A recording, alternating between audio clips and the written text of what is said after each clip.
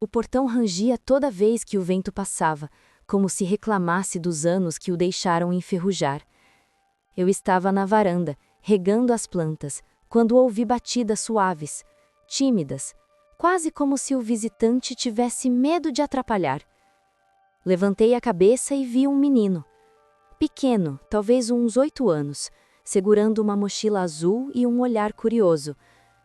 "A senhora é a dona Helena?" perguntou ele, com a voz leve, quase um sussurro. Assenti, um pouco confusa. Ele sorriu. "A minha mãe disse que a senhora é a vovó." Por um instante, achei que tivesse ouvido errado. O mundo pareceu parar por alguns segundos. "O quê?" perguntei, me aproximando devagar. Ele repetiu, com a naturalidade de quem entrega uma notícia qualquer. "A senhora é a minha avó. A mamãe disse que eu podia vir conhecer." Senti o coração apertar no peito. Havia 20 anos que eu não ouvia a palavra mamãe dita com tanta inocência. O menino me olhava como se esperasse uma resposta, uma confirmação, uma porta que se abrisse. "Qual é o nome da sua mãe, meu bem?" "Clara", respondeu. Meu corpo inteiro gelou. Clara, o nome que eu evitei pronunciar por 2 décadas, o nome que guardava metade da minha dor e todo o meu amor. Antes de continuar, se essa história já tocou o seu coração, inscreva-se no canal Dor Silenciosa. Aqui, cada lembrança é um abraço e cada história é uma forma de cura. Isso ajuda o canal a alcançar mais pessoas que também precisam ouvir histórias como essa. Voltei a olhar para o menino. Ele sorria, sem entender o peso que aquele nome carregava. "Ela está lá fora, no carro. Disse que não sabia se a senhora ia querer ver ela." Meu coração começou a bater descompassado. Dei alguns passos até o portão e lá estava ela, encostada no carro, de cabeça baixa, como se esperasse o julgamento do tempo. O cabelo estava diferente, os traços mais marcados, mas eu reconheceria aquela postura em qualquer lugar. A de quem tenta ser forte, mesmo quando o coração está prestes a desabar. "Clara", foi tudo que eu consegui dizer. Ela levantou o olhar, e naquele momento, os 20 anos de distância se desmancharam num segundo. Não havia raiva nem orgulho, só um silêncio, cheio de histórias que nunca foram contadas. O menino olhou de uma para outra, confuso, sem entender por que 2 pessoas que se amavam tanto pareciam presas em um abismo invisível. "Posso entrar, vovó?" ele perguntou, quebrando o feitiço do passado. Abri o portão com as mãos trêmulas. "Pode, meu amor. Essa casa também é sua." Ele entrou correndo, explorando tudo com a curiosidade de quem descobre um mundo novo. Clara permaneceu parada, como se esperasse um sinal. "Você vai entrar?" perguntei, sem conseguir disfarçar a emoção. Ela respirou fundo e deu um passo. Depois outro. E então cruzou o portão que havia se fechado há 20 anos. O cheiro da casa era o mesmo, café, madeira e um pouco de jasmim. Ela olhou ao redor, tocando os móveis com cuidado, como se cada objeto contasse um pedaço da vida que deixou para trás. "Tá tudo igual", disse, com a voz embargada. "Nem tudo. Tem um menino correndo pela sala agora." Ela riu, e aquele som, aquele riso, foi como um remendo costurando uma ferida antiga. "Esse menino é minha vida, mãe, e foi ele que insistiu para vir aqui. Disse que queria conhecer a vovó." Olhei para ela e depois para o garoto, que agora brincava com um relógio antigo, sobre o aparador. "Foi ele quem te trouxe de volta, Clara." "Foi ele. Acho que o amor sempre encontra um jeito, mesmo quando a gente não ajuda." O relógio bateu às 3 horas e o som ecoou pela casa como se marcasse o instante exato em que o tempo decidiu recomeçar. Ela se sentou no sofá e eu me sentei ao lado. Nenhuma de nós sabia por onde começar, mas talvez não fosse preciso dizer nada. Às vezes, o silêncio também é uma forma de conversa. Ficamos assim por longos minutos, observando o menino brincar, até que ela sussurrou: Mãe, eu não sabia se a senhora ainda me queria por perto. Eu sempre quis. Só não sabia se você ainda queria voltar. Ela baixou os olhos e deixou uma lágrima cair. Demorei demais. Não importa o tempo, filha, você chegou. Ela sorriu e pela primeira vez em 2 décadas senti que a casa respirava de novo.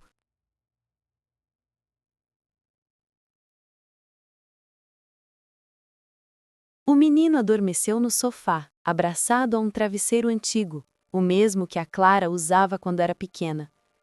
O sol da tarde entrava pela janela, dourando os fios de cabelo dele, e por um instante eu vi minha filha ali, o mesmo sorriso sereno, o mesmo jeito de mexer no cobertor. Clara ficou em silêncio, olhando para ele. O tempo parecia ter parado entre nós. Nenhuma de nós sabia o que dizer, mas a presença daquele menino falava tudo o que as palavras não conseguiam. Ele é igual ao pai dele? Perguntei, tentando puxar um fio de conversa. Não, ela respondeu com um sorriso leve. Ele é mais meu.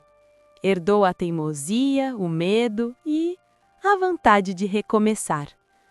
Ficamos rindo baixo, com um nó na garganta. Era uma risada tímida de quem tenta se acostumar de novo com a paz. Depois de um tempo, ela olhou para mim com uma expressão que misturava arrependimento e coragem. Mãe, eu precisava te pedir perdão. Eu fui injusta, fui orgulhosa. Achei que o tempo apagaria tudo, mas ele só aumentou o peso. As palavras dela me atravessaram como vento frio. Eu respirei fundo. O tempo não apaga nada, filha. Ele só espera um momento certo para devolver. Ela enxugou as lágrimas, mas o choro insistia. Eu pensava tanto na senhora, tinha medo de voltar e ouvir que já era tarde demais. Mas não é, respondi, tocando a mão dela. Nunca é tarde quando o amor ainda está de pé.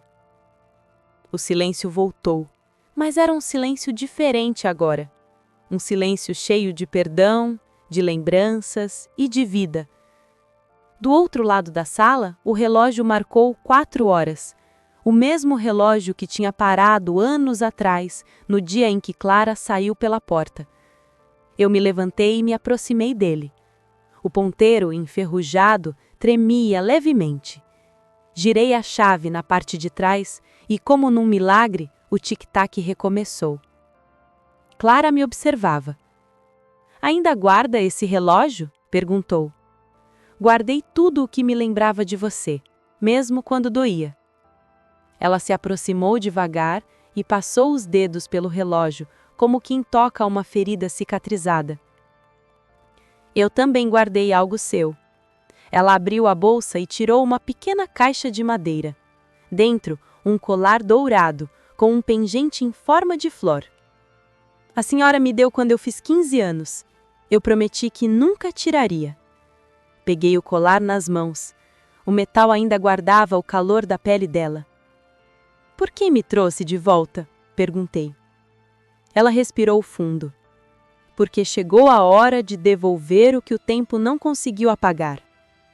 O menino se mexeu no sofá, sonolento. Vovó, posso dormir aqui hoje? Murmurou com os olhos semi-recerrados. Olhei para Clara. Ela hesitou por um instante, mas depois assentiu. Pode, meu amor. Aqui é casa de família. O coração pareceu se abrir um pouco mais. À noite, enquanto o menino dormia, nós duas ficamos na cozinha, tomando café. O cheiro do passado se misturava ao presente, e por um instante parecia que os anos de ausência nunca tinham existido. Mãe, o pai dele nunca quis saber de nós. Eu lutei sozinha, sabe? Achei que o amor tinha me abandonado. Mas o Pedro, ele me fez acreditar de novo. Pedro? Perguntei. O meu filho, o seu neto. Ele dizia sempre, mamãe, a gente precisa conhecer a vovó. Ela deve estar esperando. Engoli seco. As palavras dele eram como uma ponte lançada entre 2 margens distantes. Clara continuou. Um dia, Ele encontrou uma foto sua num álbum antigo, disse que eu tinha o mesmo olhar e perguntou por que a gente nunca se via. Eu não soube responder, só chorei. E foi ele que insistiu para vir? Foi. Disse que sonhava com a senhora, que a senhora estava sozinha num jardim chamando por mim. Senti um arrepio percorrer o corpo. Um jardim? Perguntei, surpresa. Ela assentiu. Disse que tinha flores brancas e que o portão estava aberto. Quando ele me contou, percebi que talvez fosse um sinal. Olhei pela janela. As flores de jasmim balançavam sob a luz do luar, exatamente como no sonho dele. Às vezes, Deus usa as crianças para dizer o que a gente adulta esqueceu de ouvir, murmurei. Clara sorriu. Acho que ele usou o Pedro para me trazer de volta para casa. Ela segurou minha mão com força, e naquele toque senti tudo o que as palavras não precisavam dizer: arrependimento, amor, saudade e a coragem de recomeçar. Ficamos assim por longos minutos. Depois, ela disse: Eu não quero mais perder tempo, mãe. Quero que ele cresça conhecendo a senhora. Quero que ele tenha o que eu perdi. Eu olhei para o menino, dormindo com o rosto sereno. Ele vai ter, filha, prometo. O relógio bateu às 5 e o som ecoou pela casa como uma respiração nova. Clara me abraçou e pela primeira vez, em 20 anos, eu senti minha filha inteira nos meus braços. Naquele instante, o passado parou de doer. Os dias seguintes foram diferentes. A casa, que antes era feita de silêncios, agora tinha risadas, passos correndo pelo corredor e o som de uma vida que voltava a respirar. Pedro corria pelo quintal como se conhecesse cada canto, como se tivesse vivido ali desde sempre. Clara o observava da janela e eu observava as duas, tentando guardar aquele momento no coração. Era como assistir ao tempo costurando o que um dia se rasgou. Certa tarde, enquanto o sol se escondia atrás das árvores, Pedro me chamou no jardim. "Vovó, vem ver o que eu achei!" Ele segurava uma caixa velha, meio coberta de terra. Dentro estavam cartas antigas, fitas e fotografias amareladas. "Isso era da mamãe?" perguntou. "Era, meu amor. São lembranças de quando ela ainda morava aqui." Ele abriu uma das cartas, mas não sabia ler direito. Entregou para mim. Reconheci a letra tremida de Clara adolescente. Li em voz alta. "Querido tempo, não leva a minha mãe de mim. Só me dá um pouco mais de coragem para voltar para casa." Clara estava atrás de nós, ouvindo em silêncio. Quando terminei de ler, ela se ajoelhou ao lado do filho e disse baixinho: "Eu escrevi isso no dia em que fui embora. Eu achava que nunca mais conseguiria voltar." Pedro olhou para ela com a inocência de quem não entende o peso dos adultos. "Mas o tempo escutou, mamãe, porque a gente está aqui agora." As lágrimas caíram dos olhos dela, e eu também não consegui segurar as minhas. Aquelas palavras simples, vindas de uma criança, tinham o poder de curar o que 20 anos de arrependimento não conseguiram. Nos dias que vieram, cada manhã parecia uma nova chance.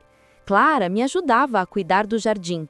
Pedro colocava comida para os passarinhos e perguntava tudo, sobre a mãe quando pequena, sobre mim, sobre o avô que ele não conheceu. Eu percebi que ele estava reconstruindo a história da nossa família pedacinho por pedacinho. Uma noite, Clara me chamou no quarto. Pedro já dormia. "Mãe, eu preciso te contar uma coisa." Sentei-me na beira da cama, o coração apertado. Ela respirou fundo. "Eu estou doente. Não é grave, mas o tratamento vai ser longo. Por isso quis vir agora. Não queria que, se algo acontecesse, o Pedro crescesse sem saber quem é a avó dele." Meu peito se fechou. "Filha." "Calma, mãe. Eu vou lutar. Eu prometo. Mas, se o tempo for cruel de novo, quero que o Pedro fique com a senhora. Quero que ele cresça aqui, nesse jardim, ouvindo suas histórias e aprendendo o que é amor de verdade." As lágrimas caíram sem aviso. Abracei-a com força, como se pudesse segurá-la contra o tempo. Você vai vencer isso, Clara, porque o amor não volta à toa. Ele volta para completar o que ficou pela metade. Ela sorriu entre as lágrimas. Eu gosto quando a senhora fala assim. Parece que o tempo obedece. Os meses passaram devagar, mas cheios de vida. Clara iniciou o tratamento e Pedro se tornou o pequeno guardião da casa. Ele cuidava das flores, consertava o relógio quando parava e toda manhã deixava um desenho na mesa. Um dia encontrei um deles dobrado com cuidado. No papel, ele havia desenhado nós três de mãos dadas, com o sol nascendo atrás, e abaixo escreveu com letras tortas: "O tempo voltou para casa." Guardei aquele papel como quem guarda uma promessa. Com o passar das semanas, Clara começou a melhorar. A voz dela voltou firme, o sorriso mais leve, e numa manhã de domingo, ela disse algo que nunca vou esquecer. O tempo me levou por 20 anos, mas o amor me trouxe de volta em 3. O relógio da sala marcava 9 horas. O mesmo tic-tac que um dia me lembrava de solidão, agora era música de recomeço. Pedro brincava com o cachorro no quintal, e a vida, finalmente, parecia em paz. Clara se levantou, pegou o colar que havia me devolvido e o colocou de volta no meu pescoço. Agora é sua vez de guardar. Eu já sei o caminho de volta. Ficamos ali abraçadas até o sol tocar o rosto dela. Foi o abraço mais longo da minha vida. O tipo de abraço que não termina, só muda de lugar dentro da gente. Naquela noite, escrevi no meu caderno de lembranças: o amor nunca se perde. Ele apenas muda de forma, muda de voz e às vezes volta de mãos pequenas chamando por vovó. E se você está me ouvindo agora, talvez essa história também seja um lembrete para você. Às vezes, o perdão que o tempo demora para dar pode chegar na voz de alguém que nem viveu o passado. Antes que o tempo acabe, abrace quem você ama. Atenda o chamado, mesmo que venha do silêncio. Se essa história tocou você, inscreva-se no canal Dor Silenciosa. Aqui, cada lembrança é um abraço e cada história é uma forma de cura. Continue com a gente. A próxima história começa onde essa termina.